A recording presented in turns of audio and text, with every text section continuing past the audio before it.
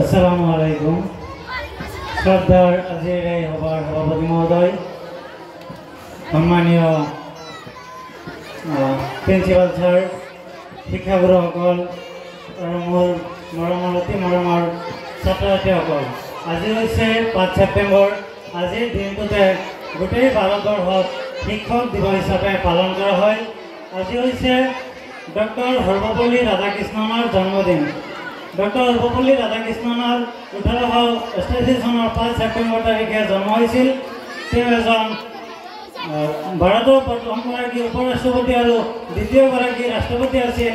তেওঁ প্ৰায় 40 বছৰ শিক্ষকতা কৰিছিল।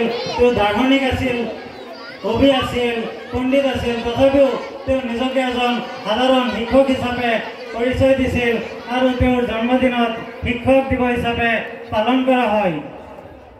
এতিয়া তোমালোকক মই এটা সাধু কম। সাধুটো শুনা। এজন ল'ৰা এজনে ডেকা ল'ৰা এজন ৰাস্তাৰে গৈ আছিল। যোৱাৰ সময়ত এজন বুঢ়া মানুহ পালে। বুঢ়া মানুহজনে সুধিলে যে তুমি কোন? এই ল'ৰাজনে ক'লে, ছাৰ মোক চিনি পাইছেনে? বুঢ়া মানুহজনে ক'লে যে মই তোমাক চিনি পোৱা নাই। তেতিয়া ক'লে যে ল'ৰাজনে ক'লে, যেতিয়া আমি সৰু আছিলোঁ তেতিয়া আমাক আপুনি পঢ়াইছিলে। তেতিয়া কৈ আছে যে মই এজন চোৰ আছিলোঁ। চোৰৰ পৰা আপোনাৰ আদৰ্শ মানি মই এজন শিক্ষক হৈছোঁ। পিছত ছাৰজনে ক'লে, কেনেকৈ হৈছে শিক্ষক?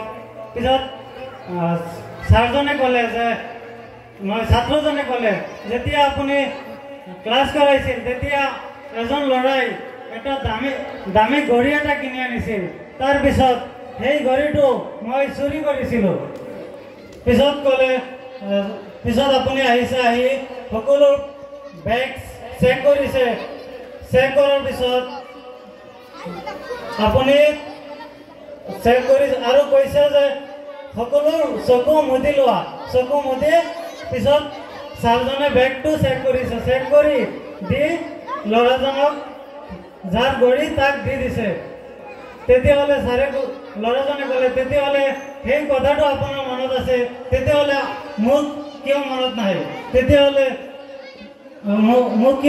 তেতিয়া ছাৰজনে ক'লে যে যেতিয়া মই চেক কৰিছিলোঁ, কিতাপ বহি চেক কৰিছিলোঁ, তেতিয়া মই নিজৰ চকুখন বন্ধ কৰি দিছিলোঁ।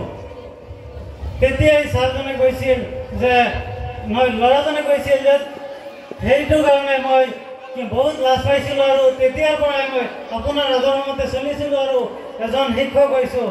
Date is the power of teacher. এজন ছাৰৰ এনেকুৱা পাৱাৰ। সেই ছাৰৰ আদৰ্শ মতে চলিছে আৰু নিজৰ চুৰ হোৱাৰ পৰা ৰক্ষা পৰিছে। গতিকে তোমালোকে এদিন ডাঙৰ মানুহ হ'বা, ছাৰসকলৰ আদৰ্শ মানিবা আৰু ছাৰজনক সন্মান কৰিছিল। ৰাস্তা ঘাটত পালে প্ৰণাম জনাইছিল। তোমালোকেতো প্ৰমাণ নকৰাই। আজিকালিতো ল'ৰা ছোৱালীসকলে নামানেই। যেতিয়া কোনোবা ছাৰ এজনক লগ পায় তেতিয়াহ'লে ছোৱালীসকল ৰিলছত বিজি থাকে। কিন্তু আগৰ দিনতে ছাৰসকলক দেখা পালেই মাত দিছিল। গতিকে আজি সকলোকে মোৰ ফালৰ পৰা শিক্ষক দিৱসৰ শুভেচ্ছা জ্ঞাপন কৰি মই মোৰ চমু বক্তব্য সামৰণি মাৰিলোঁ। Thank U.